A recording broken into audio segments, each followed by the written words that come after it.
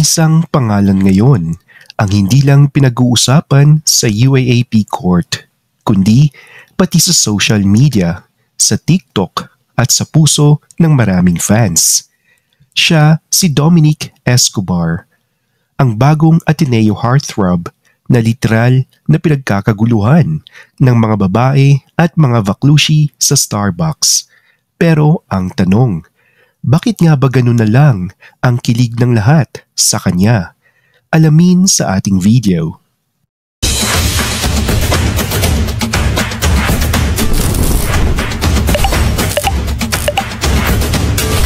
Unang-una, may itsura na, may talento pa. Dominic has that boy next door meets varsity crush look. Malinis tignan kahit may tattoo. Athletic pero hindi mayabang. Pag naglaro siya ay halatang focus at disiplinado. Kaya kahit hindi ka marunong sa basketball ay mapapahanga ka. Ang sabi nga ng mga fans, parang hindi niya alam na pogi siya. At yun ang nakakakilig.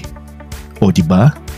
Nakakadagdag ng kapugian sa isang lalaki na hindi aware na siya ay pogi. Pero syempre, alam naman nating lahat na laking Jumerica itong si Dominic.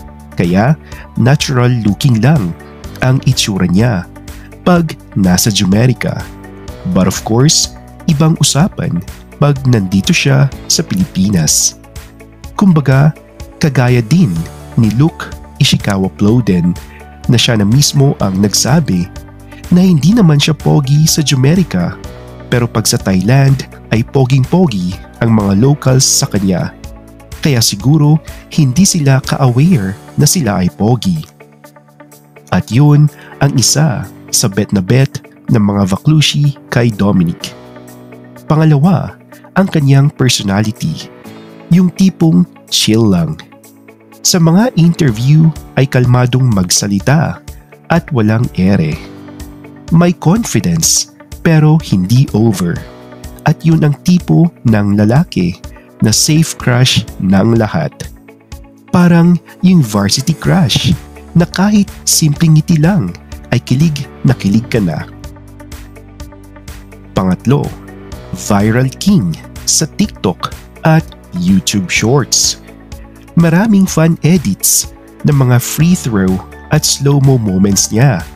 May caption pang, "My Ateneo Crush" o "Sana all, ganito ka-cute maglaro."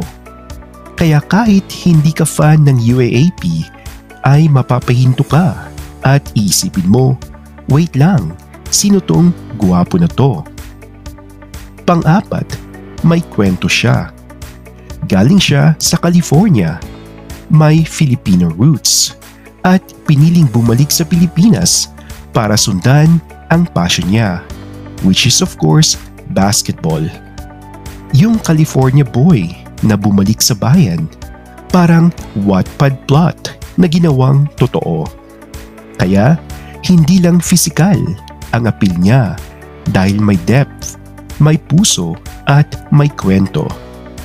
At syempre, may it factor. Yung ngiti niya, disarming. Yung boses, gentle pero confident. At yung aura niya, friendly sa lahat. Babae, vaklushi, at kahit sinong fan ka pa ay na-appreciate siya.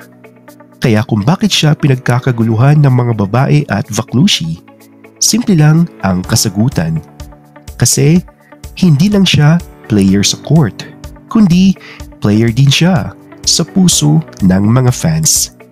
Siya po si Dominic Escobar, the new Ateneo Blue Eagle na may charm, confidence at charisma na hindi mapigilan ng social media. Take a look at some of his photos.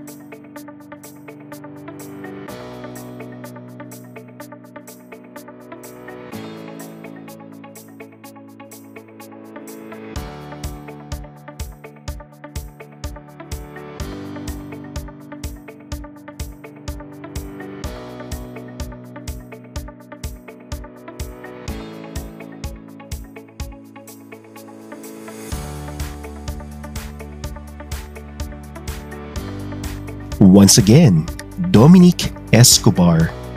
Bet mo ba siya? Oo o hindi? At bakit? Yan muna for now, ka-Star Buzzers. Have a good one.